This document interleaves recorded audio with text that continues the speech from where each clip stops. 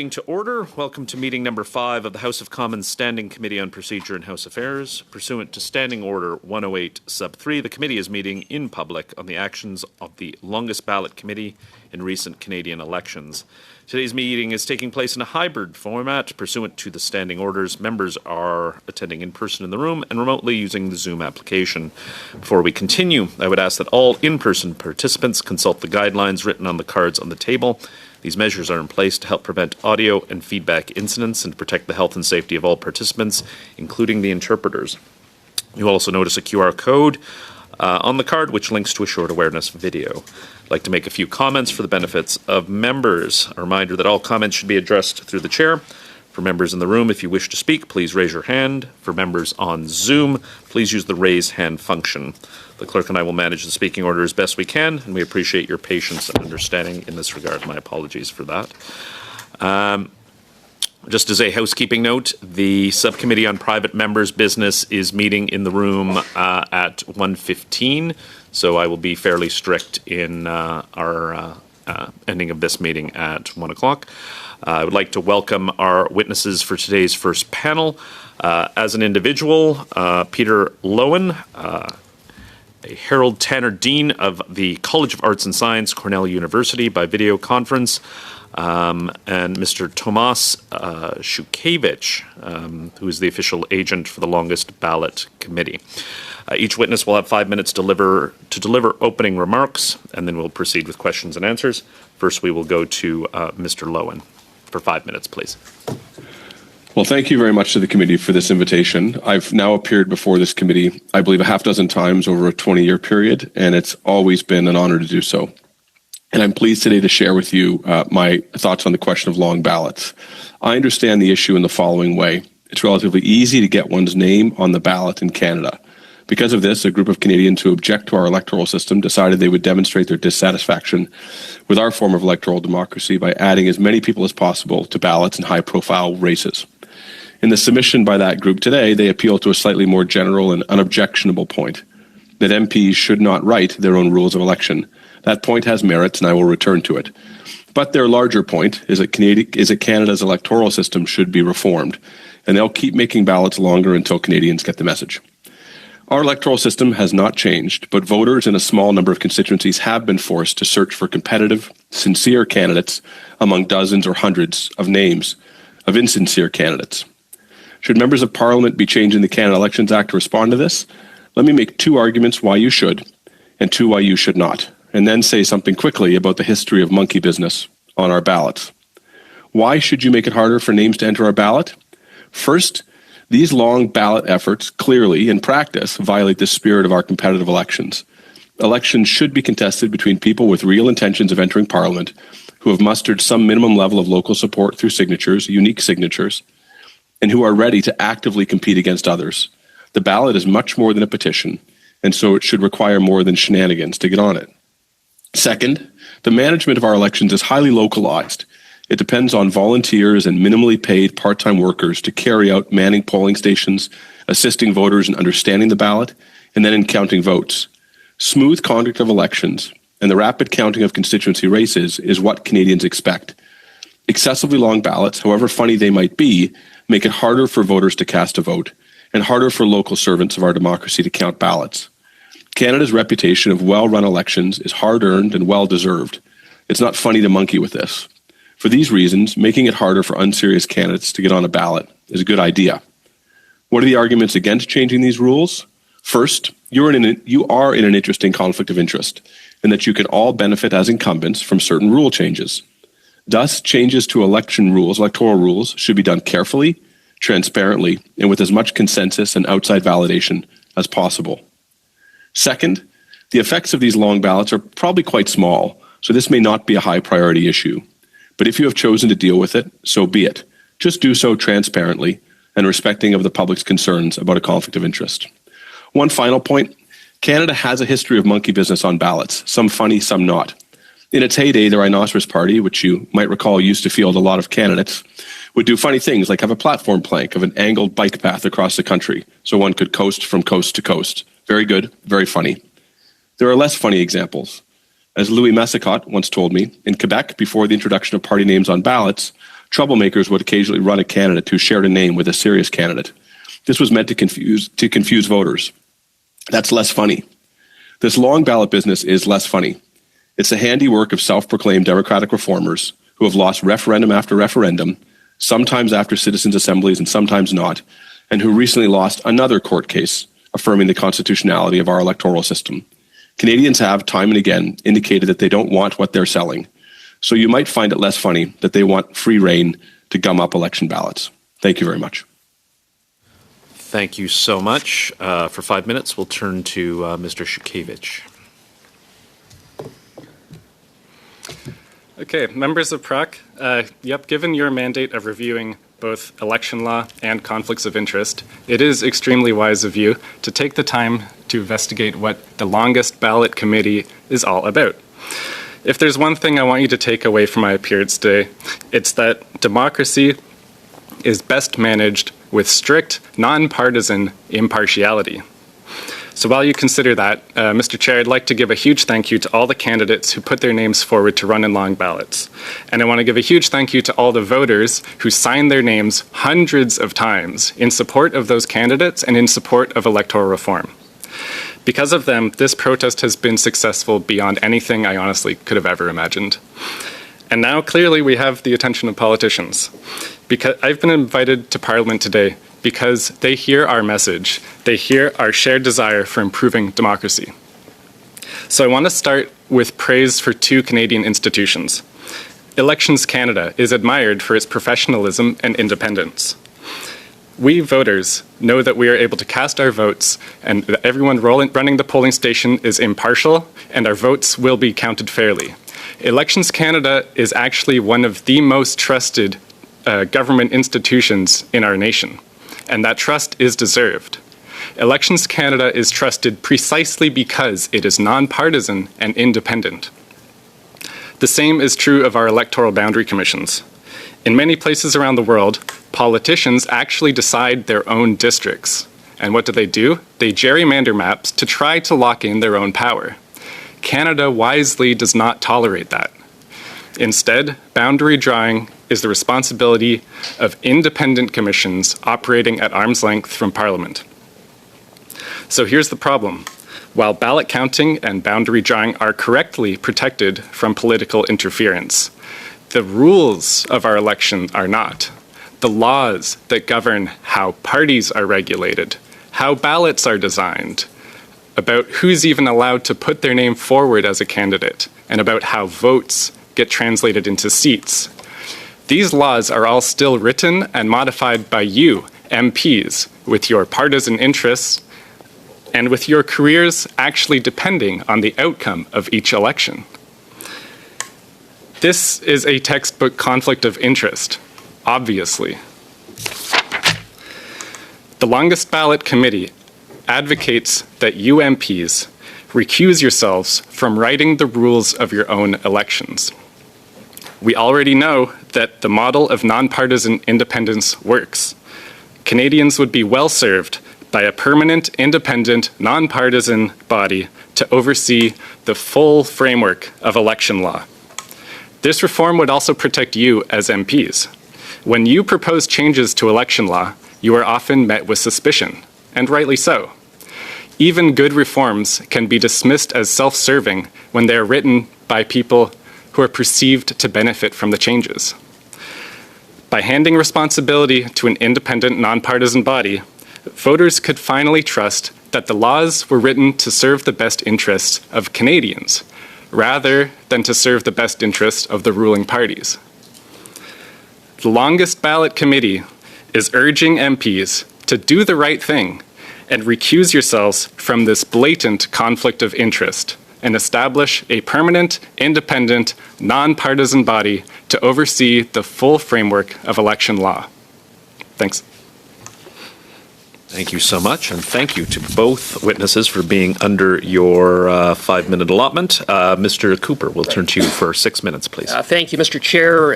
Mr. Shukevich, you have operated as a key organizer for the longest ballot committee and served as the official agent for many of the candidates affiliated with the longest ballot committee, correct? That is correct. And your brother Kieran Shukevich also is an organizer with the Longest Ballot Committee, correct? That's correct. Okay, and I want to ask you some questions about the recruitment of candidates and the collection of nomination signatures for the Longest Ballot Committee. When you and other organizers from the Longest Ballot Committee were collecting signatures, at times electors would have been presented with multiple nomination forms to sign simultaneously. That's correct. Okay. And as you went about collecting signatures and recruiting candidates, the Longest Ballot Committee told prospective candidates that they didn't have to worry about collecting signatures because the Longest Ballot Committee already had collected the 100 or more signatures needed for them to get onto the ballot. Isn't that true? No, that's not true. You have that a little bit backwards. So we recruit candidates, we get all their names, and then we collect signatures for them. We're not like just collecting signatures for people who said they don't want to run. So I have a video Okay. that you posted on YouTube to the Longest Ballot Committee on August 18th, 2024, in respect of the LaSalle-Verdun by-election, in which you state that if we're going to break the record for the longest ballot, we need everyone to sign up as soon as possible. We've already collected 100 nomination signatures for you. All you have to do is follow the instructions. So, in fact, you and other organizers for the Longest Ballot Committee were going around with nomination forms that didn't have candidates' names on them. Isn't that correct? That is not correct. I'm going to stop you there, Mr. Shukevich, because I have a tweet that was posted by the Longest Ballot Committee on January 22nd, 2024, of you, of Kieran, and of I believe, a Glenn McDonald. Yep. And when you look more closely, this is you. We see where the candidate's name is on the nomination form with signatures. The candidate's name is blank. So that's precisely what you were doing, was going out and collecting signatures, getting electors to sign blank nomination forms, not candidate nomination forms. That is not accurate. Well, I just presented you with evidence, documentary evidence, that establishes that, in fact, it is accurate. And I want to caution you, sir, but you're testifying before a parliamentary committee, and you have an obligation to answer my questions fully and truthfully. And if you fail to do so, sir, you can be held in contempt of Parliament. And I want to make clear to you that I will not hesitate in using all of the tools available to hold you accountable should you not provide truthful and accurate answers, which up till now you have not. So I'm going to give you one last opportunity to confirm on the record that you went about collecting signatures from electors where the candidate's name was blank. That's what you did, right? No, that is not accurate. If you would give me a chance to actually respond, you've made quite a few incorrect assumptions here. Where would you like me to begin? With the AI doctored images or with your misunderstanding of what sign up means? So in that video, when I say sign up, what I'm referring to is that these are candidates who have already expressed that they want to run. We then collected their signatures with the candidate name at the top. Obviously, that's the rule. Candidate's name was not at the top. It was at the top. I was there. Candidate's name was not at the top. And then when we say we already have your signatures, you need to finish signing up, that is referring to fill out your forms, book an appointment with the returning officer to do your declaration. This is very straightforward. You have it kind of mixed up. If you want to talk about those AI manipulated photos, I'm happy to do so. I don't have anything mixed up. What I have are respectfully, you do have that mixed up. A YouTube video. If I can for a moment, Mr. Shukevich. Yeah. We operate here on a position that members of Parliament are honourable, and to accuse a member of Parliament of doctoring images, I I think you should tread very carefully in that. I don't know about these images, but I'm giving you a warning in terms of, I don't find it funny, sir. I don't think you should find it funny either. Mr. Cooper is correct in what Parliament can do, and perhaps you don't have respect for the individuals sitting at these chairs. Please have respect for the institution and the electors that put us here. Sorry, Mr. Cooper. I think we stopped about 30 seconds.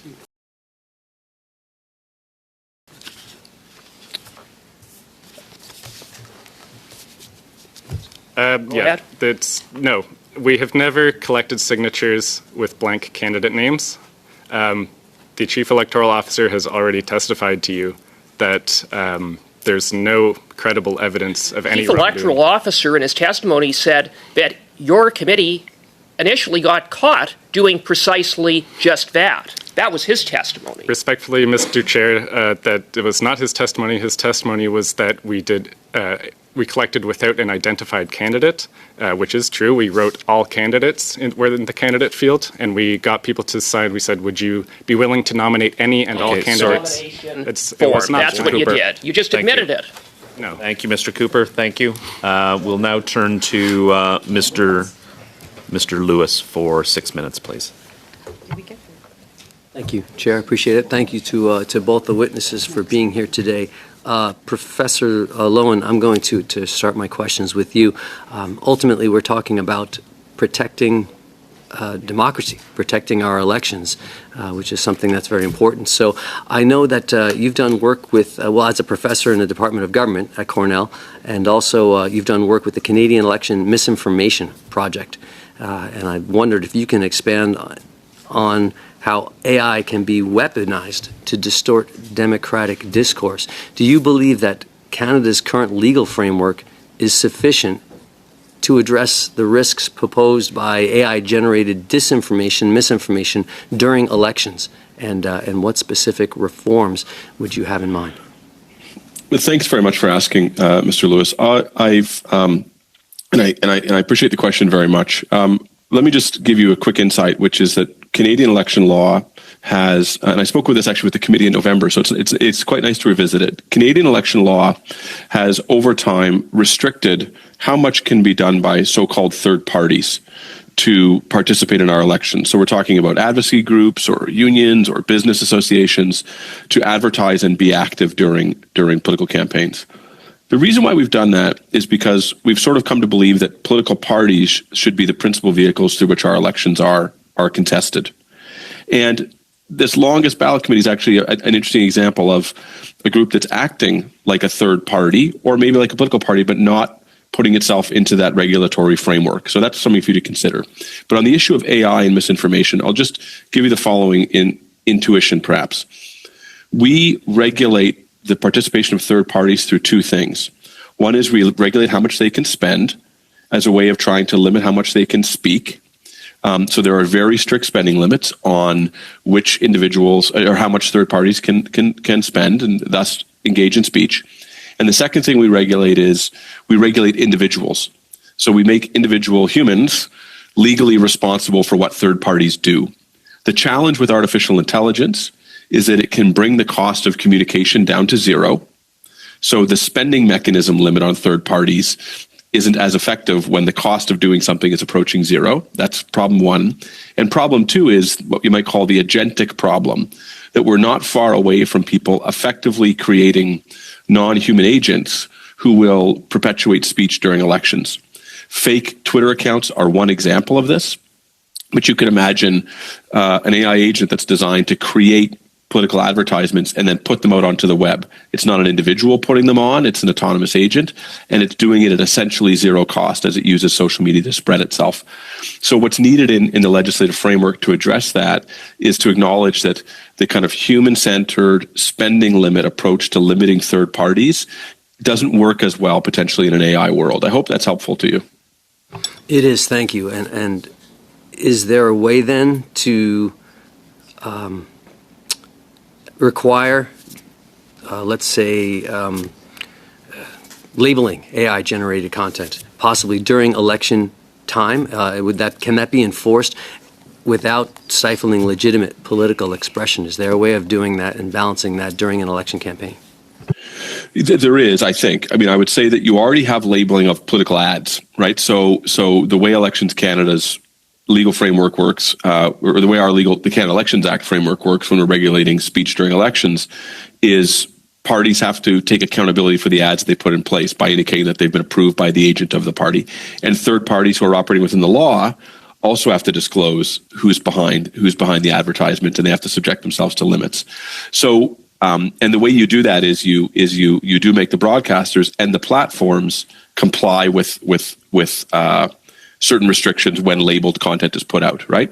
And with the requirement to not post unlabeled content that is an election advertisement. So you can extend that part of it, I think, relatively easily. And then the second thing you can do is you could pass legislation that would similarly prohibit the platforms and the networks from disseminating information which looks like election advertising by third parties, even if it is produced by agents rather than by humans.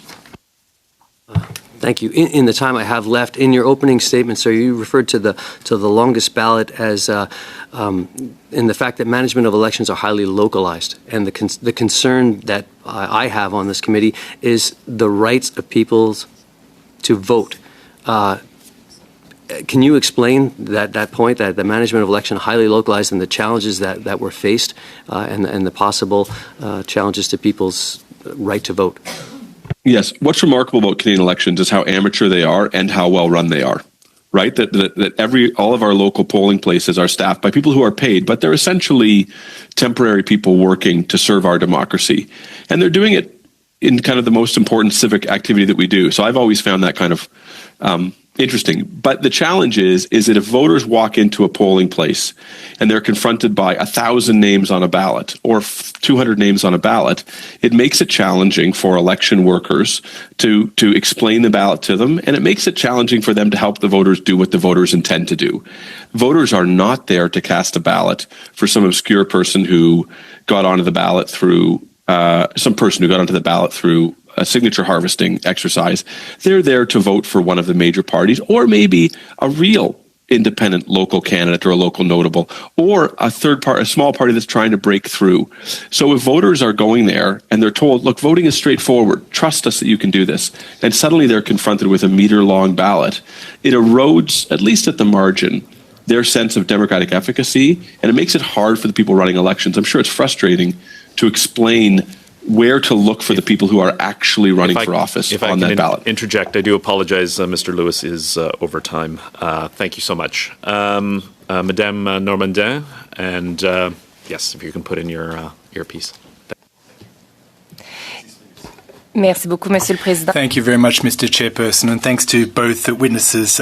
Professor, let me start with asking questions of you. In your opening remarks, you started by saying that the longest ballot committee is violating the spirit of the elections a tad. Now, I'd like to hear your thoughts about the balance that should be struck between the right of an individual to run and also to run on their ideas, by extension, and the right of citizens to have elections, the spirit of which is to elect someone who would be fit to represent them. So how do you strike that fine balance between the right to run, to bring your ideas to the fore, and also to have elections, the spirit of which is laudable and praiseworthy? I think the ballots in Canada, pardon me, okay, are we okay? I think ballots in Canada most certainly should have a place for non-major party candidates, right? And I think that it's really wonderful that people step up to run in elections when they probably know that they don't actually have much of a chance of winning. Depending on their party and their geography of where they are, and I think that is an important part of our democratic exercise. Those are sincere people, and other people will often step forward because they're animated by some issue that really matters to them, and they want to express that issue. That's different than people who are not running to be a contestant in the election as their principal motivator, but who are instead running, really adding their name to the ballot because they want to make a larger point. And I think that is the animating spirit of the longest ballot committee. They want to gum up the ballot with as many names as possible to make a point that's different than standing in an election because you have certain views. So I think you can certainly strike a legislative sweet spot, which makes it possible for local people who want to run for the sake of running, even if they're not a part of a major party, to get on that ballot by earnestly seeking a large number of signatures, while tailoring the rules to not allow for the monkeying of ballots by allowing, for example, one individual or one group to capture signatures for hundreds of people.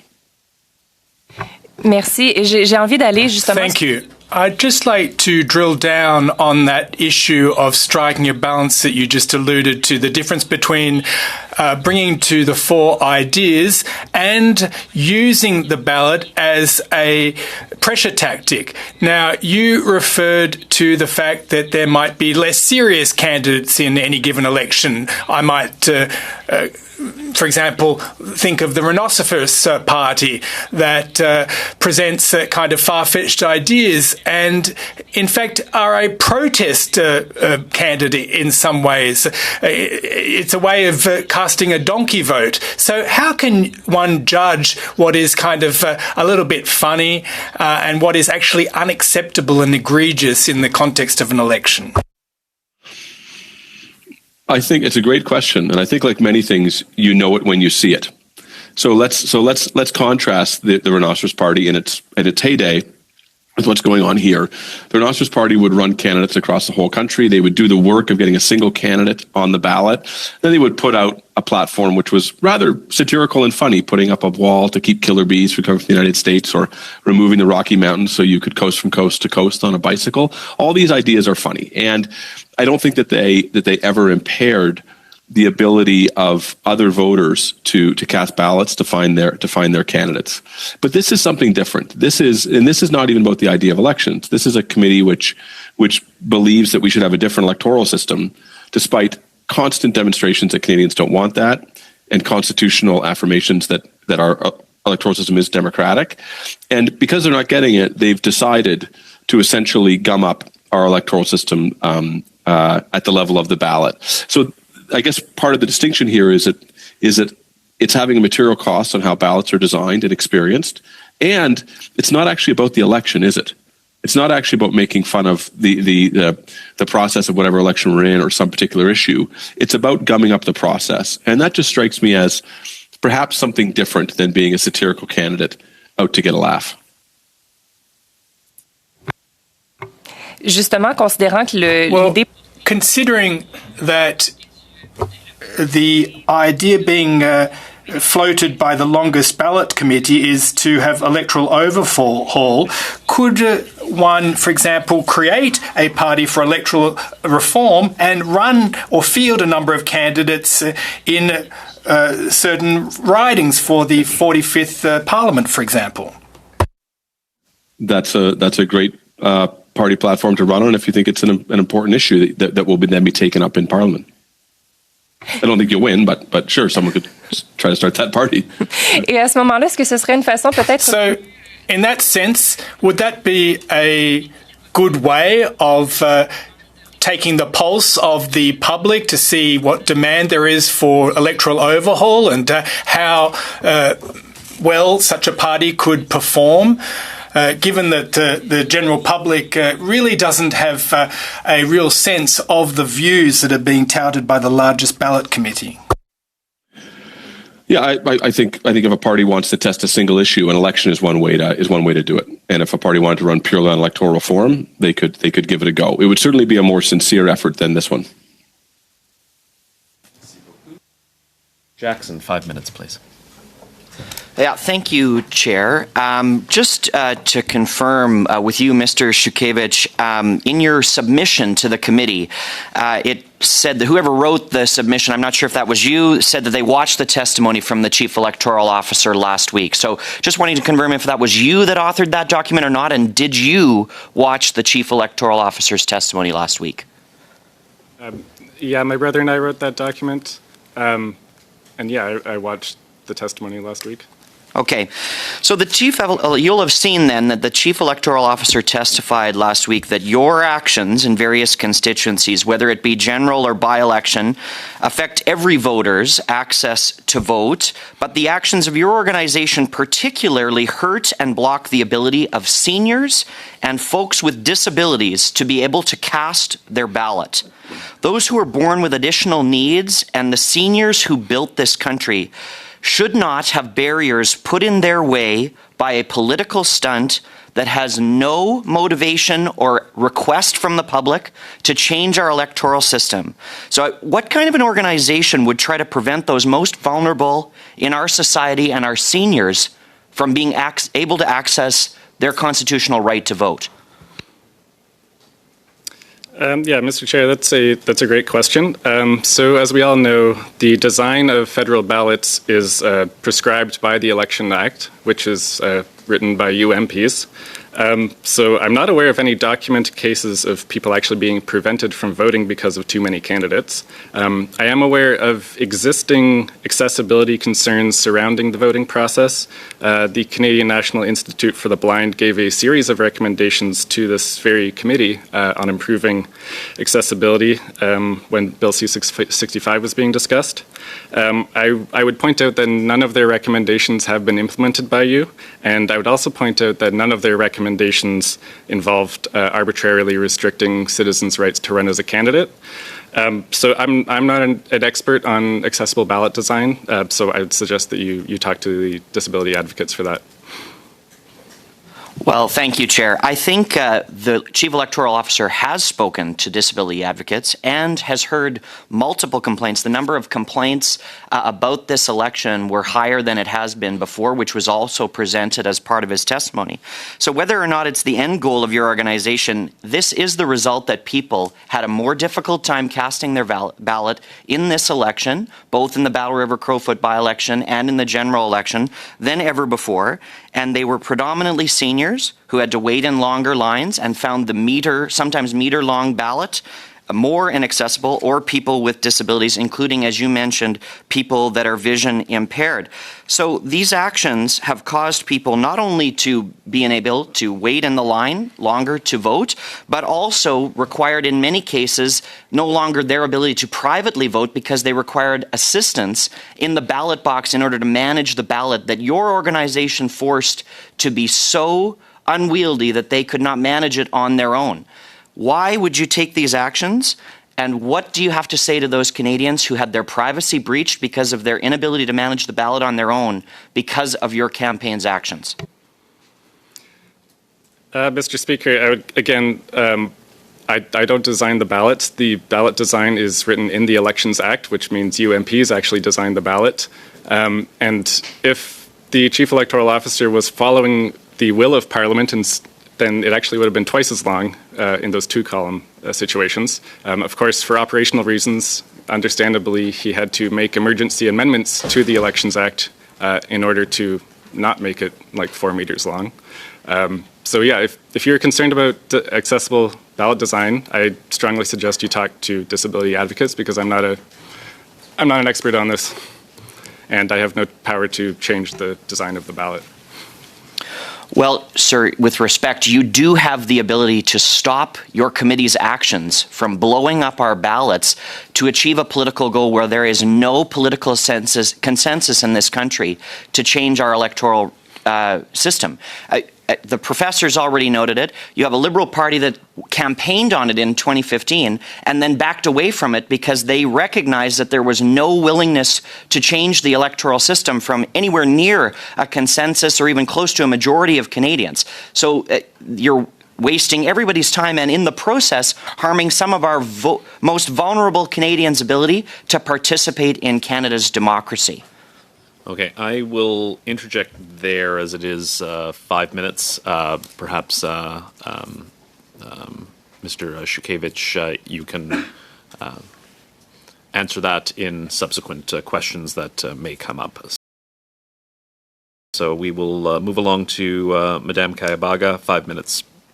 Thank you, Chair. I'd just like to thank our witnesses for being here today.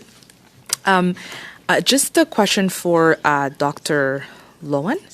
Do you think that there are any empirical studies in Canada or anywhere else in the world that show that the ballot length affects voter error rates, any spoilage, or even like voter turnout, and including the ability for voters to understand the ballot and how that impacts or doesn't impact their decision making?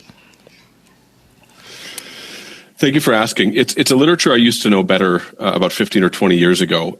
So I don't want to characterize all of it, but I'll just say two things about it. One is that ballot design effects are generally small. So very rarely do ballot design effects matter for the outcome of an election. So I think we should be clear about that. There are, however, a few notable irregularities. One is that ballots that are alphabetically ordered favor people who are at the top of the ballot, and there's fairly well established empirics on ballot order mattering. So people who are closer to the top of a ballot matter more, and then length of ballot is thought to increase those effects, because the longer a ballot is, the more likely you might be to just sort of say, "Oh, come on, this is too much. I'll just go for someone near the top."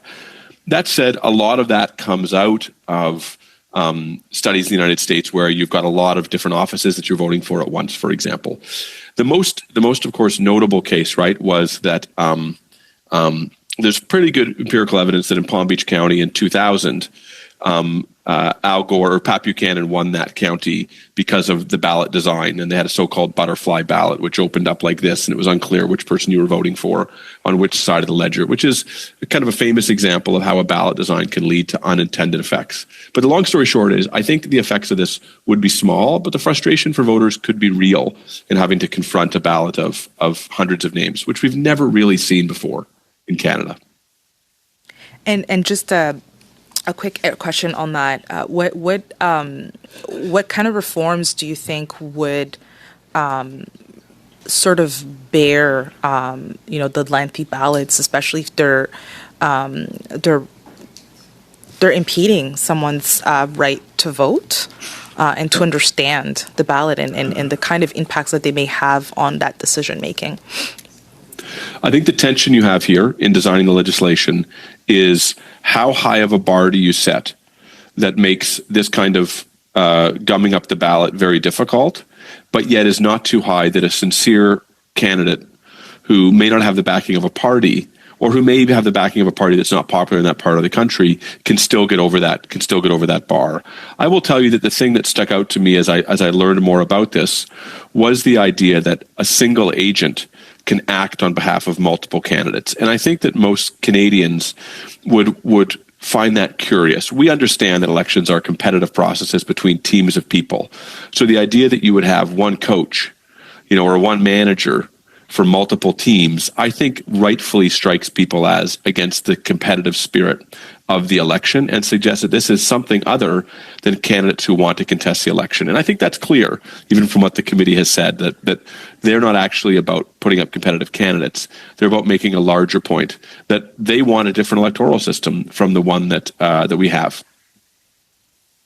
Switching the gears a little bit around political financing, I just want to hear your thoughts on the risk of foreign influence through political financing, and what you think are the many vulnerabilities that exist in our political financing regime right now.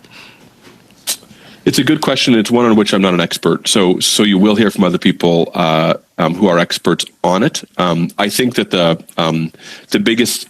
biggest vulnerability is a little bit of what I articulated to Mr. Lewis, but put slightly differently, that just as the costs of communicating go down, the ability of people to use small amounts of money to influence our elections is greater than it was before, right? And the idea that it would be impossible for a person from Russia to put an ad on the CBC or CTV, right? But it's not impossible for them to put one on Twitter. So the permeability of platforms versus broadcast networks and radio networks is, I think, probably the most serious vulnerability. That's less about where the money's coming from, and it's about the ability of money to be put to speech on these platforms. Thank you. Thank you so much, Madame Kayabaga. We will proceed to Madame Normandin, but just keeping in mind that we are approaching noon, but we do have a little bit of extra time, so I will add another minute to the remaining three questioners. So 3.5 minutes, Madame Normandin. Merci beaucoup, Monsieur le Président. Thank you, Mr. Chairperson. Some questions for you, Mr. Shukovich, if I may. The idea behind the longest ballot committee is to be militant with a view to having electoral overhaul or reform. I'd like to hear your thoughts. What's your perception about the ability of your message to actually percolate up in the public and cut through? Have your efforts really hit their mark to date? Thank you for the question. Mr. Chair, I think me being invited here is pretty good evidence that we've been very successful. We get lots of media attention, and just at a basic level, whenever I talk to someone and say, hey, did you know politicians write the rules of their own election? They say, oh, that's stupid. So it clicks with people right away. It's very obviously a conflict of interest. Je vais reformuler ma question. I'll reformulate my question, take another stab at it. Folks are aware of the existence of the longest ballot committee, but in your opinion, do they really understand the message that you are championing when it comes to electoral reform? Yeah, I think people do understand the message. It's very straightforward that politicians are obviously in a conflict of interest when they are in charge of writing the rules for their own elections. It's a very simple message, and people understand it and generally agree with me, unless they have partisan interests. Je comprends qu'une des façons Now, I understand that one way of determining the success of your company or your organisation is by your presence here today. What are the other indicators as far as your message cutting through and percolating up in the public? Like I said, we get a lot of media attention. It's really great. We get a lot of candidates putting themselves out there and doing media interviews. We've got international attention for the first person to get 0 votes in history, so that was very cool. We get lots of positive messages. People are always happy to see what we're doing, and they want to join next time. So I think it's been very positive, and people really resonate with the message that politicians shouldn't be in charge of the rules of their own elections.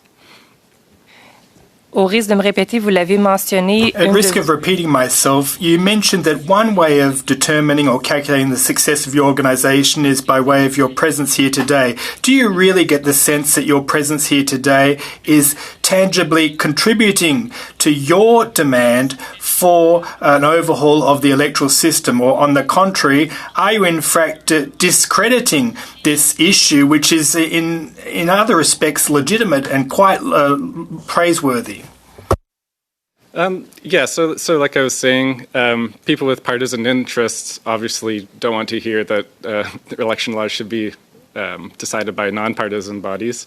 It's great. You people are in charge of the Elections Act, and I get to be right in here in front of you and telling you, maybe you shouldn't be. This is very positive. Merci beaucoup. I'd like to thank Madame Normandin. She is always on time and keeping track of the time. Something for all of us to strive towards. So, merci beaucoup. Mr. Calkins, for 6 minutes, please.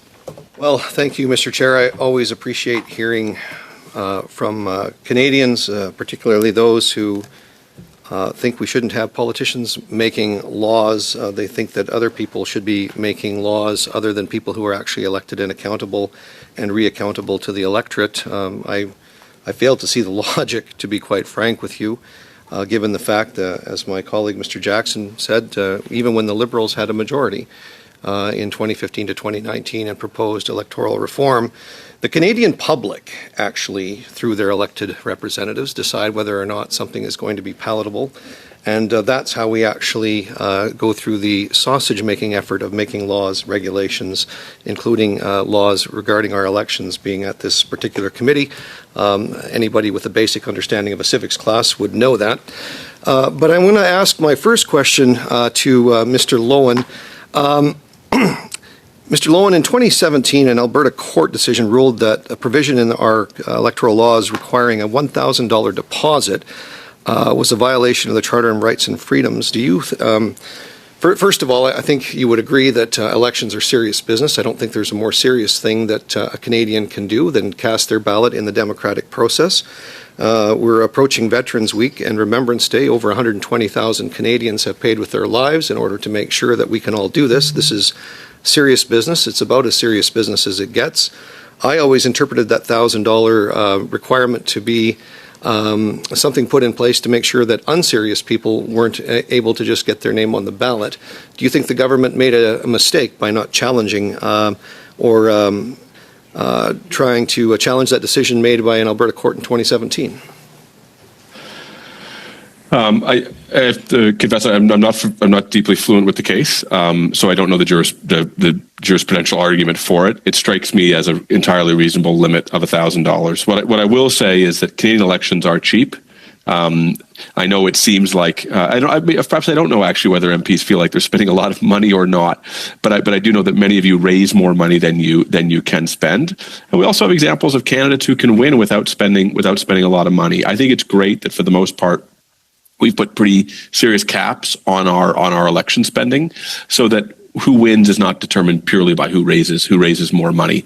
Now, where those exact limits are, Mr. Calkins, I'm not sure, but I do think that that $1,000, clearly that $1,000 deposit plus changes in the signatures, or the ease of signatures, and the fact that one could be an agent for multiple candidates, does make the ballot probably more permeable than is desirable, as evidenced by the ballots in the last election. Thank you for that. You've answered the second part of my question as to whether or not you think that should be put back in place. I don't know if there's a possibility to do that now, given the fact that I think the time for challenging that court decision has elapsed. Do you think that in order to protect the integrity of our electoral system and treat it with the seriousness that it deserves, that this committee should look at the definition of registered third parties and to make sure that this is obviously a very organized effort? Is there anything that you would advise us to do with the definition of a third party?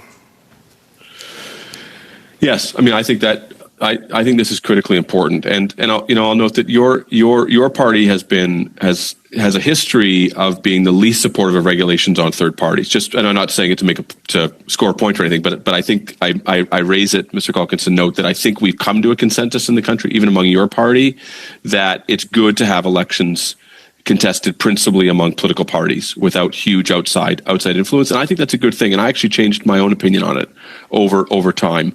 So as the cost of advertising changes and as the tactics of third parties change, I think it is worth asking whether legislation is fit for purpose to achieve what the overall animating principle is in Canadian elections, which is that elections should be a conversation between parties and voters without the cacophonous entry of hundreds of other people into that conversation.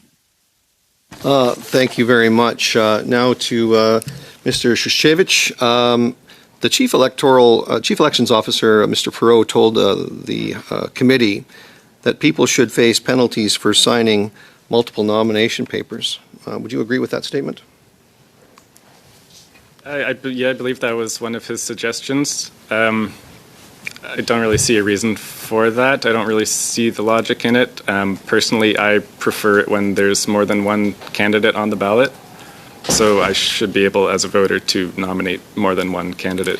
You're aware that Section 480.1, subsection 1, says every person is guilty of an offense who with intent mislead falsely represents themselves to be or causes anyone to falsely represent them to be a candidate or a person who is authorized to act on a candidate's behalf. Would you agree that asking somebody to sign a nomination paper that has all candidates written at the top or no candidate's name would be a false representation under the Act? No, I'm not a legal expert, but I don't believe it was. of course, the returning officer determined that that wasn't acceptable to be like the candidates couldn't get accepted based on those forms, and so they were refused, and that's fine. Also in the Elections Act, Section 482(1), every person is guilty of an offence who obstructs or hinders or knowingly makes, either orally or in writing, a false or misleading statement to the Commissioner of Elections of Canada Elections or any person acting under his or her direction, while the Commissioner or the person acting under his or her direction is exercising or performing powers, duties, or functions conferred or imposed upon the Commissioner under this Act. So that's obstruction. Do you think any of the actions of your committee have actually obstructed and met the definition here for obstruction under Elections Canada? And have you been given any warnings? Have you been given any reprimands? And have you been threatened with charges by Elections Canada? Certainly not to any of those questions. I've never been reprimanded and I have no intention of misleading anyone. We have nothing to hide. We do everything by the book. My colleague, Thank you very much, Mr. Calkins. Thank you, Chair. Go now to Madame Brière. 6 minutes, s'il vous plaît. Merci beaucoup, monsieur. Thank you very much, Mr. Chairperson, and thank you to our two witnesses for being with us here today. Professor Lowen, we know that it is difficult to get people to take the leap and go into politics, particularly women. Do you think that the Longest Ballot Committee's tactics in any way make it even tougher for people to take that leap and enter politics? I'm not sure. Because I think the effects are probably small, I suspect that they aren't. That it's not having a huge effect there, though it could be having one. But I think that the notion that elections are kind of something that you play with strikes me as degrading at all. So perhaps that makes it less appealing to both male and female candidates. But I'm not sure that it would have a differential effect on women. Okay. Thank you, merci. Est-ce que aussi vous croyez... Now, do you believe that it is too easy to get your name on the ballot in any riding whatsoever, in the sense that you only need 100 signatures and get an official agent? We know that the Longest Ballot Committee's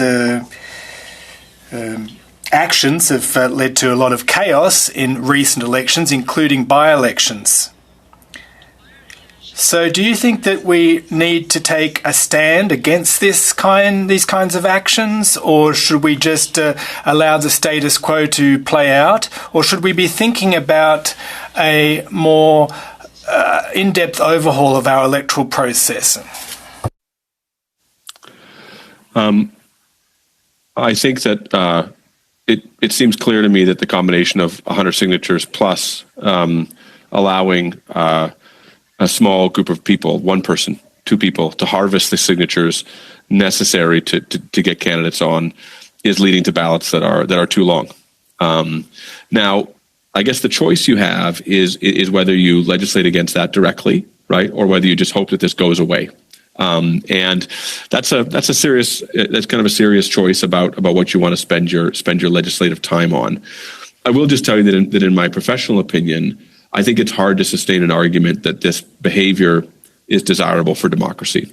I don't think it's good that people are using the ballot principally for something other than putting up candidates in front of people. It's not a petition, and it's not a social media stunt. It's the presentation of people who want to represent other people in office and are willing to go out there and put their ideas to the test. So it just kind of it offends me a little bit. Now, whether or not you should spend time legislating against it or not, that's another question. But I could certainly see why you would. Merci beaucoup. Well, thank you very much. Mr. Zukovic, if I may. Can you hear me? You can, good.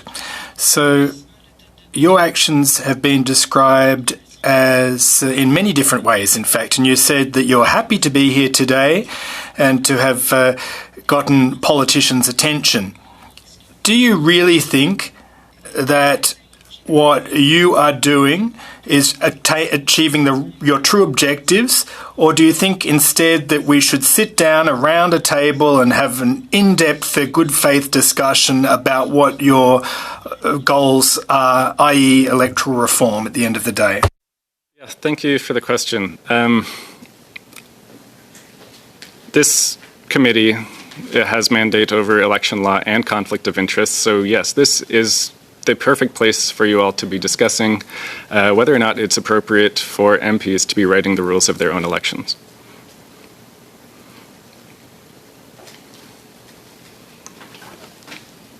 C'est bon. I'm okay. No, it's okay. Thank you so much, Madame Briere. I will exercise my ability as chair to ask a question, and it's picking up on what Mr. Culkins was alluding to with appointing people who would seemingly not be accountable. I know in our system, and I think you even spoke about it in terms of the Elections Canada being respected. The executive appoints a nominee to be the head of Elections Canada, and an organization that's independent like the RCMP is appointed and then is accountable to Parliament. It worries me that you're proposing an agency that may not be accountable. Who are these individuals who would be appointed to this committee? I guess is my question, if it wasn't going to be politicians or the executive who was going to make that appointment. Yep, that's a fantastic question. I'm not a policy expert. It's very obvious to everyone that it's inappropriate for conflict of interest for MPs to be in charge of it. So I'm extremely confident that if you had an in-depth discussion about it, you could come up with something very reasonable. So well, I guess I'll leave it as a comment that it's very bizarre to me that you're engaging in this protest without the very basic answer to the first question that would come up in solving what you are seeking to protest. But I have management at, this is going to pain me as someone from St. Catharines, because we say Dalhousie, but Dalhousie University is very painful. I want that noted on the record. Monsieur Sauvé, 5 minutes, s'il vous plaît. Well, thank you very much, Mr. Chairperson. Members of Parliament, members of the committee, thank you for this invitation to testify before you today about the events of the 16th of September 2024 and the role that the longest ballot committee played, but also the conduct of the electoral process itself.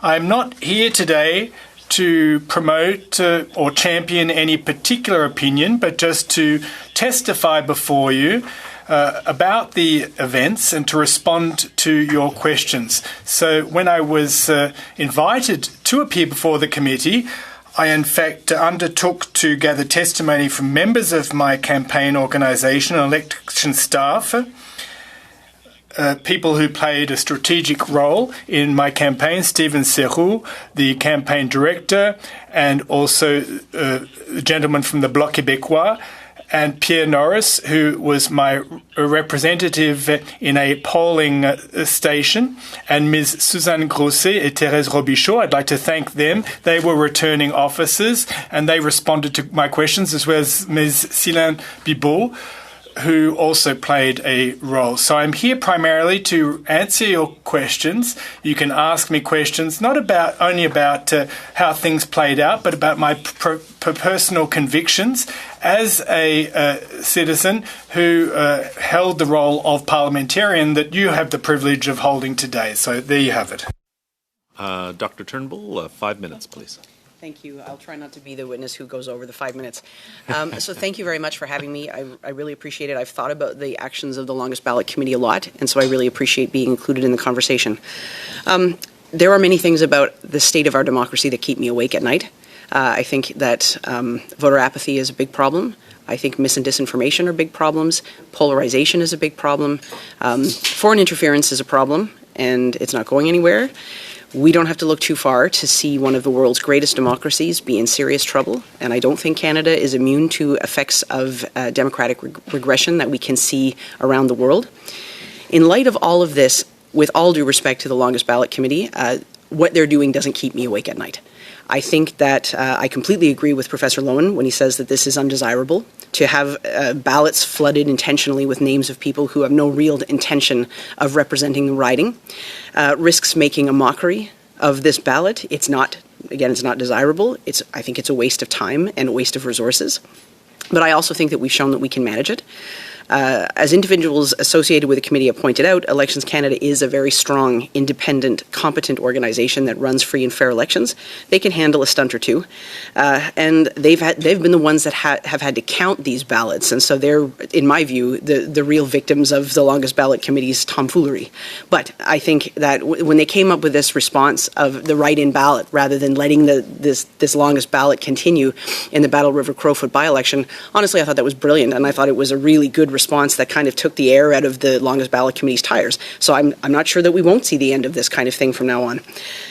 I have to say, though, that while I find myself kind of frustrated but not overly concerned with the tactics employed by the longest ballot committee, the argument around potential conflict of interest has been made before. That's something that's come up before in terms of studying how we might get to electoral reform, even if we never were to change the electoral system.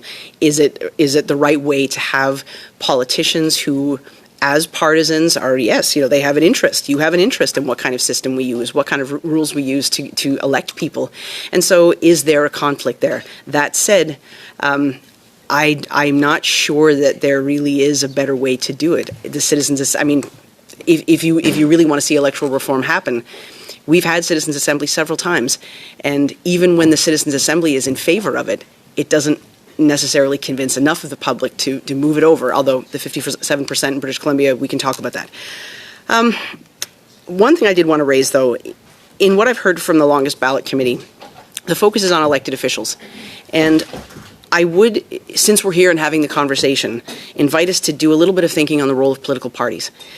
Because when politicians are coming to these questions about what electoral system we should have, if there's a conflict of interest here in this role, it's not just because the people are elected, it's also because there are members of political parties, and political parties often have some stance on these issues, and political parties are acting as sort of disciplined organizations. Elected officials are part of those political parties. And so I think it's worth thinking about the kinds of things that political parties do, both as public institutions and kind of as private clubs. And I think in the last year or so, when we've talked about things like irregularities in nomination and leadership processes, things like that, we've talked about the role of political parties as kind of gatekeepers of democracy, and they have a pretty firm grip on it. And when we're talking about things like nominations, leadership, political parties are making decisions about who gets to play. It's not just about the rules, it's about who's included in the whole process. And so while we're here, I think it would be interesting to reflect on the role of political parties and what they're doing in terms of facilitating democracy, and I will leave it there. Thank you so much. We're 4 for 4. All the witnesses under time, and the chair appreciates it. Mr. Van Popta is first for the Conservative Party. 6 minutes, please. Good. Thank you, Mr. Chair, and thank you, witnesses, for being here, Mr. Sauvé and Dr. Turnbull. I have a question for you, Dr. Turnbull. You said in a recent publication about the leader of the opposition and the recent by-election in Battle River Crowfoot. I think that's what you're talking about. You go, Mr. Poilievre has called these actions of the longest ballot committee a scam and a blatant abuse of electoral democracy, and he's right. You agreed with him. The longest ballot committee's ballot hijacking has no democratic value, serves no public purpose, and stands no chance of setting up a serious conversation about electoral reform. Yet you say in that article, and as you were saying today, even though you might be disturbed by their actions, you don't think that it should compel us to change the rules. Now, I might even be convinced by that if the actions of the longest ballot committee were leading to an intelligent conversation about electoral reform, but it is not. We heard Mr. Sienkiewicz here earlier today acknowledging that what they were doing was a political prank, and he was even proud that at least one candidate got 0 votes at all. These people are not serious, and it is not leading to a serious conversation. So why wouldn't we counter this belligerence and this obstinacy and this political prank making? So I totally agree with everything you just said. The only concern I have is the extent to which any legislative response could make life more difficult for independent candidates who are serious. Because I think, like, say, for example, we said we're going to require more signatures as a way of really testing, whether or not the candidacy is serious. I think for a political party who's someone who's running with a political party who's got that network of support, it's going to be easy for that person to meet the threshold if it was higher. But for a truly independent candidate who is serious, who wants to run to be the representative of the riding, and that's important, I don't want that person to have to pay an extra price because of the longest ballot committee. That's my only concern. Good. Well, thank you for that. One of the proposed legislative changes is exactly about that, about requiring 100 unique signatures. So, in other words, one person couldn't sign 200 nomination forms. And, getting 100 signatures is not that difficult, really, for a serious candidate, somebody who's well connected to their community. Everybody's got 10 friends who has 10 more friends, and you get your 100 signatures. But we heard Mr. Szukewicz saying that they gamed the system. He was accused of having a blank form and getting it signed. He says it wasn't blank at all. It had the words "all candidates" at the top. So it might as well have been blank. And so people are gaming the system, and I think that it's time for us to reform the system by making that one small rule change. What do you think about that? Yeah, I listened with interest to the exchange between your former witness and Mr. Cooper. That was fascinating. There would be no value to having someone sign a form with no candidate's name on it.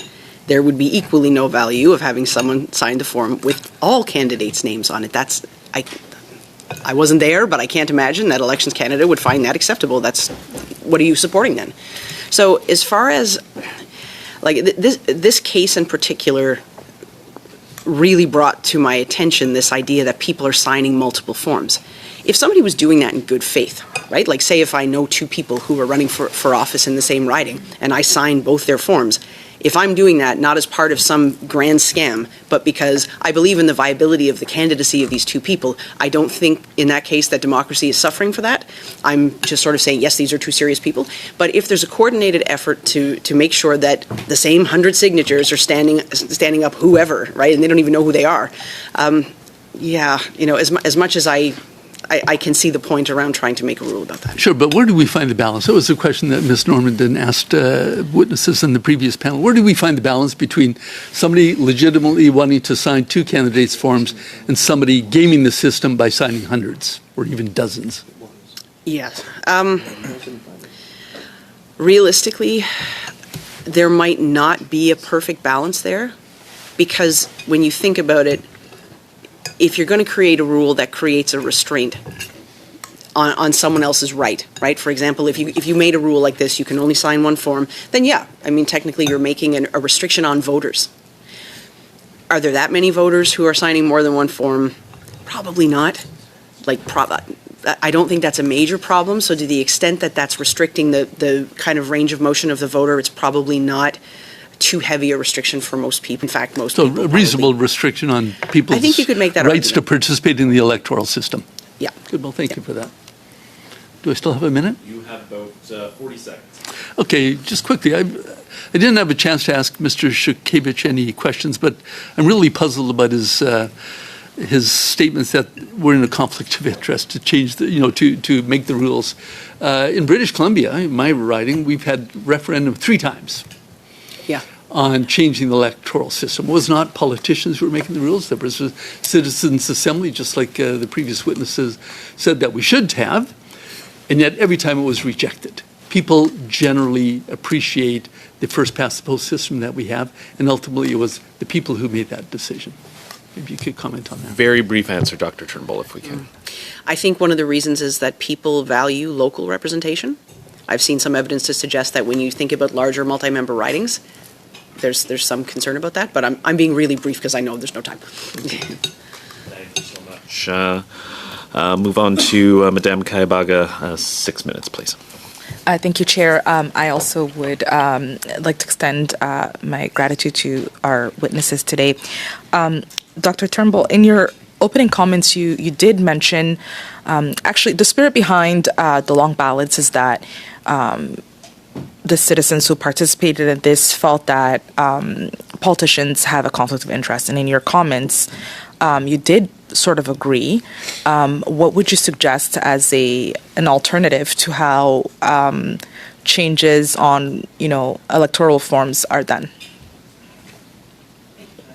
So I can understand the argument that there's a conflict for the politician who's making rules or voting on rules that then help them or don't get elected, right?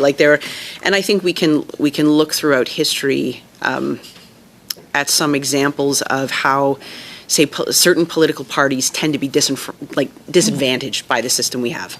And so I think there's evidence to suggest that the NDP throughout history have sometimes not, sometimes they've done really well. 2011 went really well.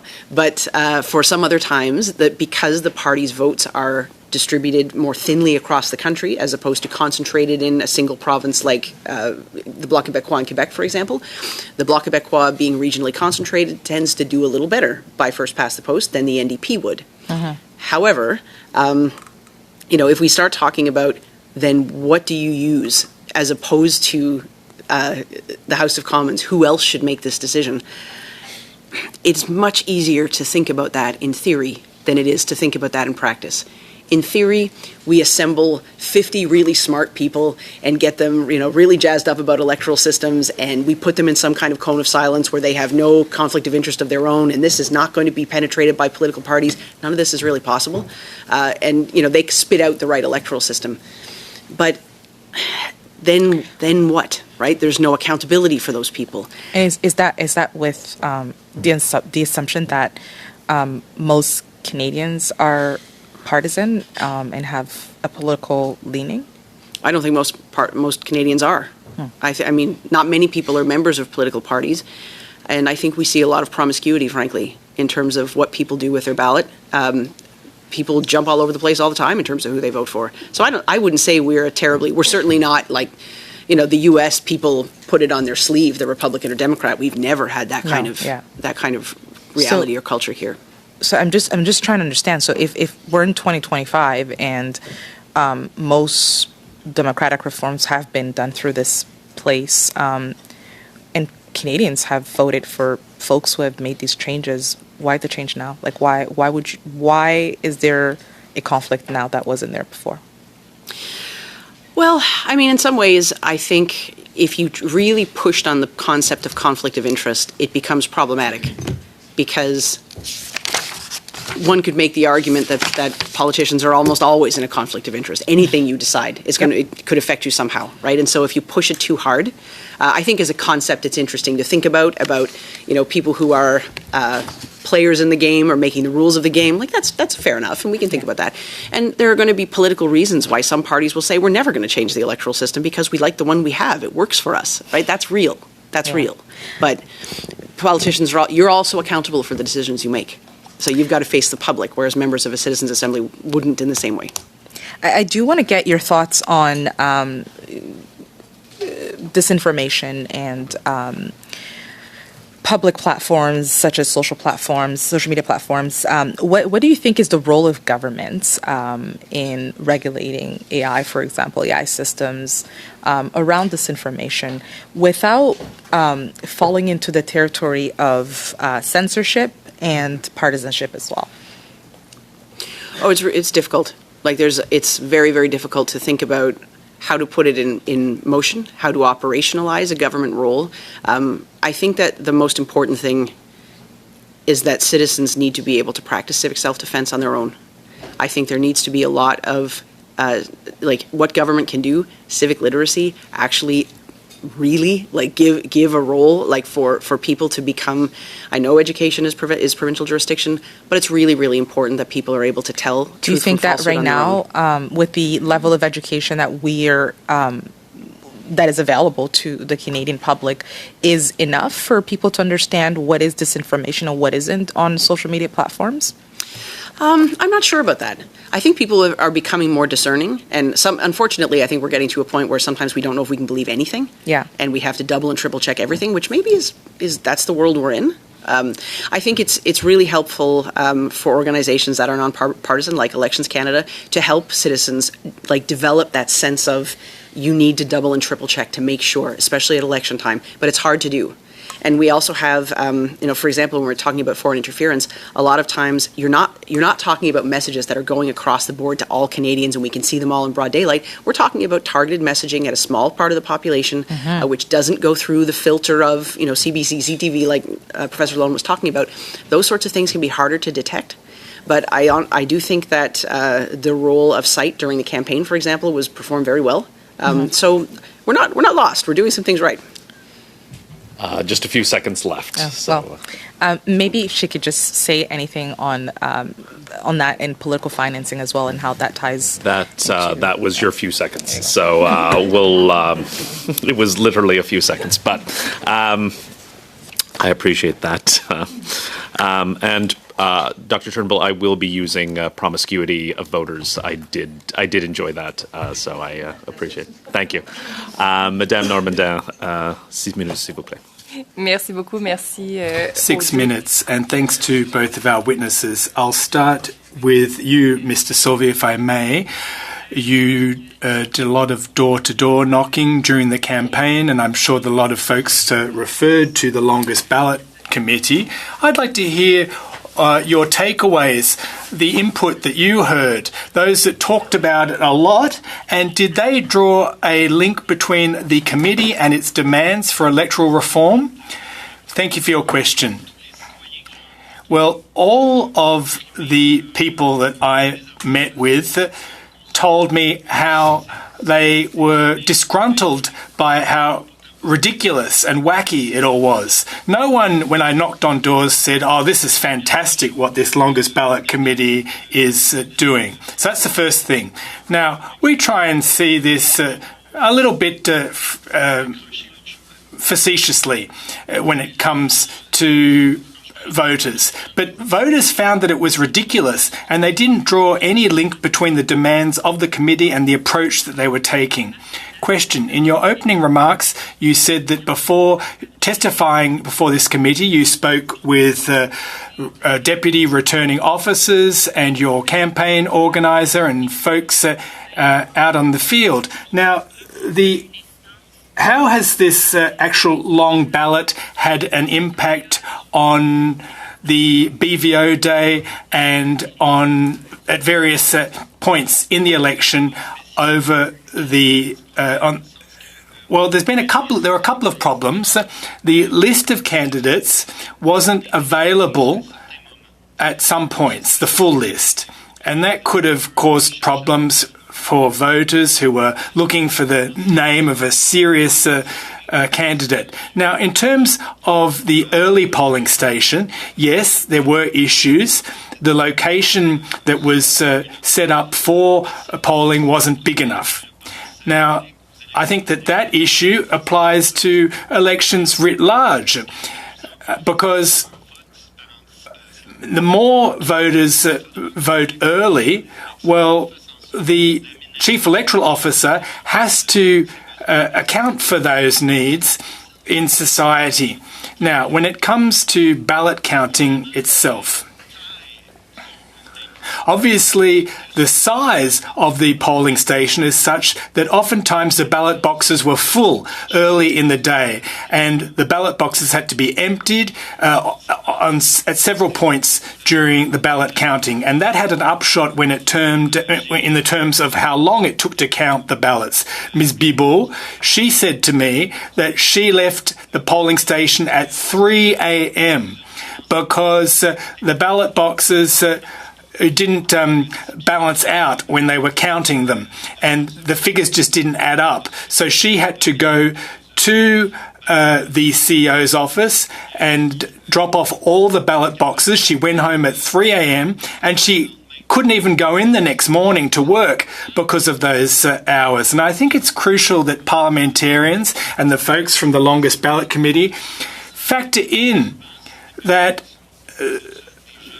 polling staff are often students, they're often seniors that want to make a bit of money on the side because they are not really wealthy folks, and we have to think about them. They're people who are grassroots people, salt of the earth, who care about democracy. And, we shouldn't be placing that burden on them. Now, Mr. Norris was my rep in a polling station, and he said to me that the electoral staff was really stressed and overwhelmed and far less accommodating with politicians because of the stress that they're undergoing. Thank you. Question.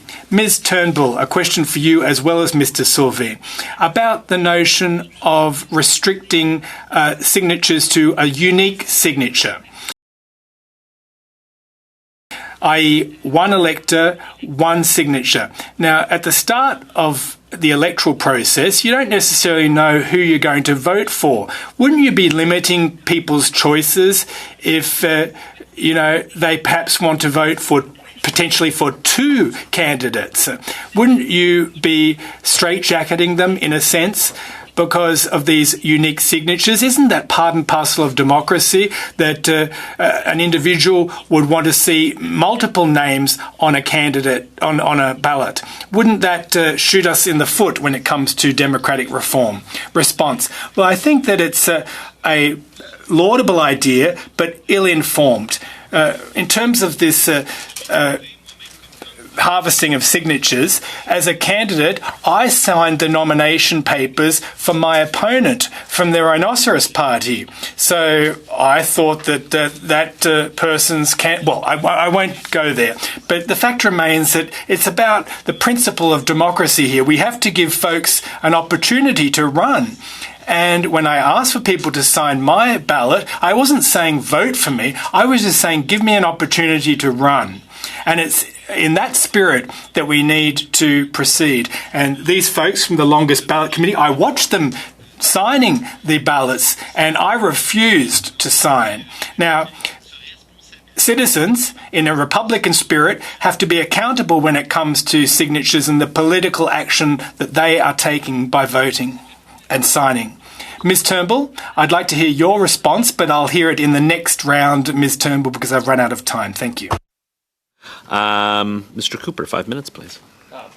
Thank you, Mr. Chair. Thank you to the witnesses. Picking up where Madame Normandin left off, the Chief Electoral Officer in his testimony stated that the purpose of the Act, with respect to the signing of nomination papers, is that candidates need 100 signatures to endorse their candidacy, not for 100 electors to flood the ballot with an endless list of candidates. And I'm paraphrasing what the Chief Electoral Officer said. I think you would agree with that, Madam Turnbull, Professor Turnbull. And so you earlier, I think in answer to Mr. Van Popta, said that in circumstances like we saw with the Longest Ballot Committee, where a small group of electors were signing multiple forms with clearly the intent of creating what took place with the Longest Ballot Committee and disrupting the electoral process, that perhaps there would be room to make amendments to the Canada Elections Act to address that. So if not limiting it to or mandating exclusive signatures or prohibiting electors from signing multiple papers, then what would be the alternative solution? Right. I don't know. To me, it's unfortunate if we have to make a restriction, because I understand the point too. Certainly it's possible for you to want to acknowledge as an elector the validity of multiple candidates. And that in itself doesn't cause any problem to me at all if all of those candidates are real. But if it's part of an effort that is designed to go along with the stunt sort of thing, it serves no democratic purpose. I can understand the point in wanting to make sure that voters don't end up participating in that. Another suggestion was limiting official agents to acting for one candidate. What are your thoughts on that type of an amendment? That makes sense. That makes total sense. Okay. Yeah. Now, Mr. Sauvé, thank you. Good to see you back here. You spoke about the disruption that occurred in terms of administering the election in LaSalle-Verdun. What about in terms of the impact that it had on voters in terms of filling out the ballot? Persons who might have certain barriers, whether it be mobility issues, literacy issues, visual impairment issues. Can you speak to that? Bien, en fait, ça me rappelle que... Well, in fact, your question reminds me that on early polling day, I drove one of our voters who had a visual impairment, and I drove her to the polling station. Now, we have that kind of check and balance in the electoral system, i.e. a returning officer who swears under oath that such and such is occurring. That's provided for, so I don't think it had a major impact on the outcome of the poll itself. Now, that said, when it comes to electors, well, obviously it is frustrating, but I don't think it had an effect on the outcome of the election, as my result attests to, and also the result from the Crawford Battleford River. Now, to a certain extent, I don't think anyone is asserting that that this committee caused or impacted the overall outcome of an election, but it did create challenges for individual voters, correct? Oui, absolument. C'est sûr que ça crée des yes, enjeux. It did create challenges for individual voters, but not insurmountable challenges, to the extent that if the returning officer, in fact, factors those potential effects. Now, it's just a matter of organisation at the end of the day, making sure that things run smoothly. But in response to your question, and what I was about to get to, was that to a certain extent, it enables voters to better hone in on their choice, to know truly who they're going to vote for with certainty, because in the case of that election, my opponent from the NDP had the same family name as me. So obviously, when we were communicating with voters, we tried to stress the point that we shared the same family name. So, and we adapted in our communication strategy. I'm not saying that it's ideal, nevertheless, but in terms of the outcome, I don't think it was significant or meaningful. Thank you so much. Mr. Wilkinson, 5 minutes, please. Welcome, and welcome to our newest member, Mr. Wilkinson. Well, thank you very much. So let me, I guess, ask a question of Professor Turnbull. I come to this conversation as somebody who actually is sympathetic to the discussion around electoral reform. I think it's a desirable conversation to have. But there are avenues that are available presently. Certainly, those who feel strongly about it can convince political parties to make it a part of their platform, as the Liberals did in 2015. And when folks come to see me about this, I say to them the best way to do that is to show that the public cares. If you poll on this issue, and there's 20 issues, it's typically 18, 19th, or 20th on the minds of Canadians. The other is you can just run candidates that are single-issue candidates that actually focus on this particular issue. On the other hand, the longest ballot committee clearly creates the potential for the frustration of voters. If you think about the lineups that actually potentially can exist in many constituencies, people will just not vote. They'll bail out of the line and they actually won't vote. So this is a tactic that actually is frustrating the democratic rights of Canadians. I hear your argument about, we don't want to put restraints or restrictions on the range of voter freedom. But I mean, in my mind, we actually already do that. We don't allow people to sign the nominations of people who live in the riding beside you. You have to live in your own riding. And so there are ways in which we have done that. And so I guess my question is, in your opinion, given that this tactic can frustrate the rights of those people who actually are serious about voting, what should we do about this if we're not prepared to put those kinds of minimal restrictions on the range of freedom? It just seems to me that the ability to sign only one nomination form is not a particularly big restriction. Yes, I agree. I don't think it's a big restriction either. I think it's a restriction, but it's probably one that we can justify because, again, I don't think it's going to affect all that many people when it comes down to it.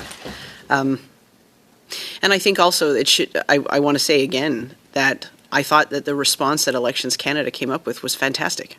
Write the name down. And as far as I know, in Battle River Crowfoot, there was not, there didn't seem to be any problem with that. There was no big concern around, more spoiled ballots or something like that. It seems like that kind of went okay. And so if it's possible for Elections Canada to pivot in those sorts of circumstances, and if this tactic is tried again, they can say, well, we're just not going to print a big long ballot. People are going to write in the name. And that's it. I thought that was great. Okay, thank you. Let me ask you a sort of a higher level question around the impact of the rise of artificial intelligence and deepfakes. How much do you think we should be concerned about it being easier for foreign actors to try to influence our elections, and what should we be thinking about doing in that area? So I do think this is a significant cause for concern. And I do think that a lot of times when it comes to specifically foreign efforts to affect the conversation in an election, that these things are happening at the community level to a large extent. And so it's going to require a lot of work, I think, with local communities, with diaspora communities, to understand what's going on and what kinds of communications that they're receiving. And we are doing some of that work. Like I kept track of everything site did during as much as I could during the election campaign, and there were public announcements around some of what was happening, and that helps voters to determine, how to make the right decisions and what information is coming at them. And in several cases that I'm thinking of right now, there was an AI component. There was an effort made to make this piece of information look authentic and look sophisticated. And so that's the world we're in. I think it's important for it's an education thing more than anything else. Trying to go down the road of controlling communication is very difficult. When it comes to something like generative AI in like political ads, I agree with those who say we shouldn't be doing that, because it's an election. It's not just about like trying to get the most sophisticated kinds of ways of getting people's attention. Like we're giving voters information about who they should be voting for. We have to take that really seriously. Thank you very much. I mean, following on that, Mr. Wilkinson, you have 5 seconds left. So right, I will pass. I appreciate that, Mr. Wilkinson. We'll go on to Madame Normandin, s'il vous plaît. 2.5 minutes. Merci beaucoup. Je vais poser une... Thank you very much. I'd like to ask another question of both witnesses. Mr. Sylvie, you talked about the heightened pressure on election workers because of the longer ballots. Now, if election after election we are seeing this kind of stunt to disrupt the electoral process, don't we run a risk of these election workers just dropping out? We know that not all election workers turn up on election day. That causes problems. There were some polling stations that we referred to last week that didn't even open up because there was a dearth of polling workers. So shouldn't we keep that in mind, that risk of discouraging election workers from volunteering or working if this ballot continues to be lengthy? Response. Well, let me be clear. In my opinion, parliamentarians need to act to make this kind of thing tougher. But the question is how? And the onus is on you to decide the how. Quite clearly and evidently, if we make decisions based on emotion, it might be good in terms of politicking, but it's not necessarily good policy. So it's about finding the right way of going about this. I think by increasing the number of signatures, by increasing the restrictions or requirements in terms of the officer, that's a good idea, but I don't think we should prevent citizens from signing off on more than one ballot necessarily. And of course, we do need to think about our election workers. Ms. Turnbull, on election workers, should we be considering them in this equation, i.e. the risk of discouraging them from working if they know that they're going to have to grapple with these lengthy ballots going forward? I think so. I mean, I can certainly, I really do think that the ones who are counting those ballots are the ones who are really absorbing the effect of what the longest ballot committee is doing, because it seems to me whenever this tactic has been tried, in by-elections and in general elections, the number of people who are voting for the people who are associated with this organization, it's minimal. It's not changing the results, and it's not coming close to changing the results anywhere. We don't have to worry about it from that perspective, but it's the administration when it comes to just operationalizing on election day. And I mean, I take the points around people expect, ballots to be counted fairly quickly. We want to know what the results are. Like that's fair enough. But just going through these stuffed ballot, there's no point in this. It would be different if it served a democratic purpose, but it doesn't. It's just a waste of time and a waste of resources. Thank you so much. I believe Mr. Culkins is up first, but we'll be splitting with Mr. Jackson, but I'll leave that timing up to you. Thank you, Chair. Thank you to our witnesses that are here. Obviously, the committee is now seized with the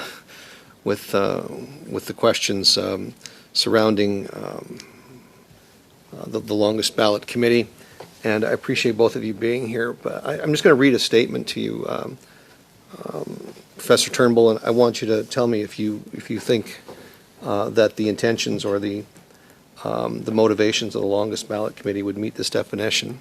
A mockery, distortion, or gross misrepresentation that disrespects or undermines the spirit, rules, or integrity of the contest. I'm so sorry. Can you say it again? A mockery, distortion, or gross misrepresentation that disrespects or undermines the spirit, rules, or integrity of the contest. I definitely agree with the mockery part. I think the fact that there's, yes, I think so. Yeah, because the initial phrasing is or, isn't it? Doesn't have to meet all three of those things. That's right. So, yes. Do you know where I got that statement from? It's okay to say no. So this is actually grounds for a 10-minute misconduct in a game of hockey. Oh, neat. It's called travesty of the game. I like that. Okay. And to my knowledge, there's nothing in our Elections Act that actually has any clause in it like this. If you make a travesty as a player, as a coach, whatever the case might be, even as a fan, there's a consequence of behaving that way. And I'm wondering, given the fact that we've lost the ability to at least put a barrier in front of unserious people by having a non-refundable deposit. We lost that in 2017 with that Alberta court decision that wasn't appealed. And given the testimony that you've given us in regards to whether or not you think changing the process for getting people to sign nomination papers might not have the desired outcome, I'm left wondering what we could possibly do. But I can tell you, I am in the riding right next door to Battle River Crowfoot in Alberta, and I heard more from my constituents during the by-election about how ridiculous and ashamed and embarrassed the voters in my constituency were of what was transpiring in the by-election right next door as a result of having over 200 names on the ballot. And the words they used were things like travesty, or they even surmised even greater nefarious motives behind that movement than what the individual who just testified here actually said. Do you think it's possible to craft a piece of a part of the legislation that would actually be enforceable? And who would be the adjudicator of whether or not somebody is making a mockery, distortion, or gross misrepresentation of our elections? Right. So yes, I think. So first of all, I really like this line of argument in terms of trying to put something in the legislation that protects the integrity of elections, because I think we're in a number of ways the integrity of elections is tested, and we have to find ways for the public to be protected which is really what it's about. It's about protecting the public's ability to choose their representatives in a way that is not taken over by these sorts of campaigns that actually have nothing to do with the vote on the ballot in that particular riding. So I think there's a way for language to be crafted so that it's not going too far. I think that's the key. If you make it too heavy, if you make it the range too far, then it will be too much, like overlap, like kind of too much of a restriction on rights and things like that, and then that'll be struck down. As far as who makes the decision, I mean, I can see that landing in court if people are, I think that's probably where it would end up. Just so you know, you went 4 minutes, 20 seconds. I'll be very quick, Chair. Just to summarize, because I agree that we've probably given this too much time, this farce, to be honest, and the individual is pleased that they got 0% or 0 votes in a constituency which got international headlines. But we do need to have an outcome out of this. So to summarize your position, you do not support the restriction of signatures to only being able to sign one candidate's paper, but you would support a change that one official agent can only be the official agent for one candidate anywhere in the country. Is that a clear statement of your position? Absolutely yes on the official agent piece. And on the second part, I wish we didn't have to do it. I wish we didn't have to restrict signatures because I just think that for the reasons I've said, but I'll live with it. I wouldn't say you got it wrong if you decided that you're going to go that way. I understand. Okay, thank you very much. Excellent. You're a bit over time, but that was an excellent use of 40 seconds. Textbook. That was excellent. Mr. Lewis, please. Yes, thank you, Chair. I'll also be sharing my time with Madame Briere. Thank you both for your testimony. Just to pick up, Dr. Turnbull, you're talking about protecting the integrity of our elections. You talked about what keeps you up at night. The single biggest risk is that misinformation and disinformation, and it seems most of that is coming from social media. So you hinted to it, but I'm hoping you can elaborate. What role does Canadian journalism play in countering that threat? How important is that, and how can Parliament better support our own journalism as a trusted source of information so people aren't solely relying on social media? Okay, so I think when it comes to the role of journalists, one of the risks that we see is as some things like investigative reporting, things that really help to educate the voter, are being not heavily resourced or not really resourced at all.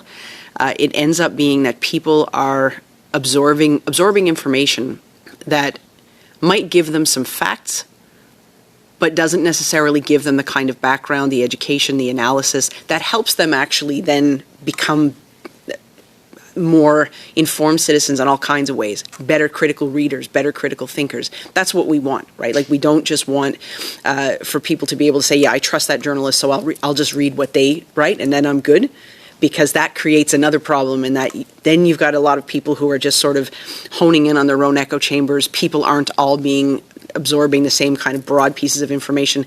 And so then you get more of that polarization. Like, there's a relationship between, and I'm being really oversimplifying here, but there's a relationship between that disinformation and the polarization, where people aren't checking their own assumptions against a broader piece because they don't have to. Because you can read all day, and you're still only being subject to a very narrow range of ideas.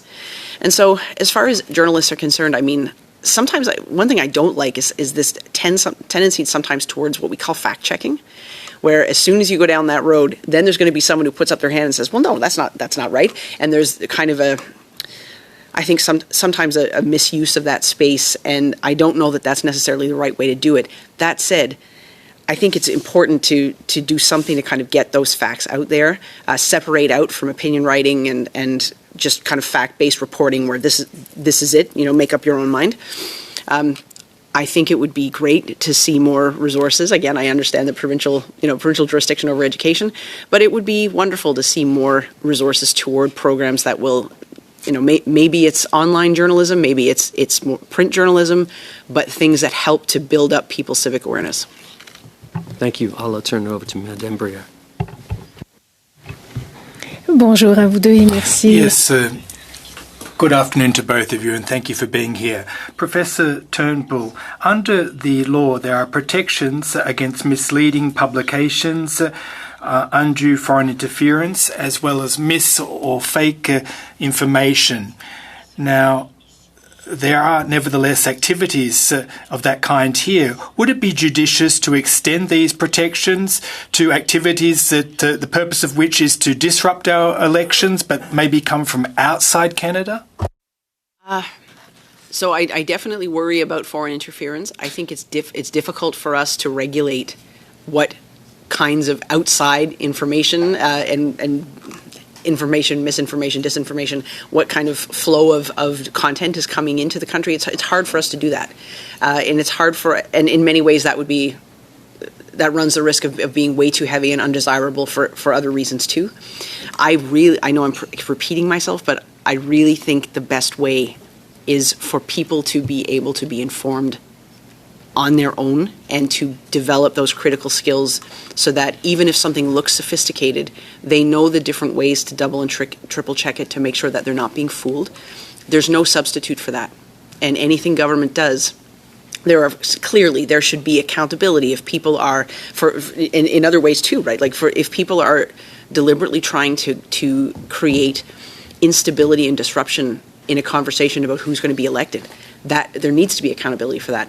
But there are limits to how much the government can do when you really need citizens to be able to recognize mis and disinformation themselves.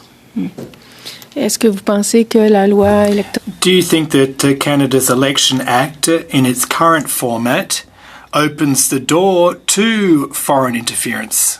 And why, if and how? I don't see the current election law as full of gaps and holes that foreign actors who have hostile intent would look at it and say, oh, that's a particularly vulnerable election law. I don't feel that way. I think that foreign interference, unfortunately, is a way of life, not just for Canada, but other democracies too. And different democracies are taking different approaches to how to manage that. Sometimes it's through law. Sometimes it's through something like you create some sort of a commissioner of, some office that's dedicated to raising awareness about foreign interference, raising awareness about different foreign campaigns that could affect our elections. But even, as I think about it, when we think about things like foreign interference, foreign intrusion, foreign, influence, like there's a spectrum of ways in which foreign actors might try to influence the conversation. Not all of them are they're not all equally problematic. Like the ones that we have to worry about are the ones that are clandestine. They're hidden in ways that people are not supposed to really see that this is an effort at trying to change the electoral conversation or mislead people. Whereas I think we could all point to examples of political actors in other countries who would love to have effect on how our politics are being practiced, but it's not the same type of thing because they're saying it out loud. I'd like to thank the witnesses. We've been through 2 full rounds of questioning, so I look to the committee to adjourn. Seeing nods, we're adjourned.